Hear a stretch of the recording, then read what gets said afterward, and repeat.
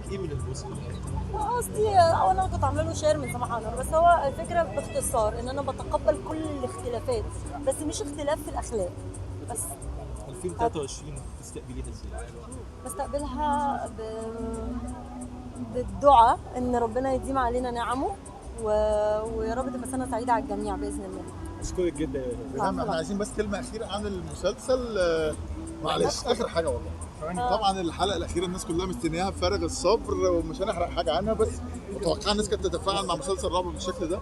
والله كنت اتمنى، والحمد لله ربنا يعني ما كسفناش، والمسلسل عمل شغل حلو قوي اكتر من توقعاتنا حتى، ومبسوطه الحمد الناس لله. هتبقى مصدومه بالنهايه ولا هتبقى سعيده وراضيه؟ لا هتبقى راضيه ان شاء ريهام الله. عبد الغفور تبقى دايما مبسوطة. معروف ان هي ده دخول مفاجئ. تمام. اتفضل.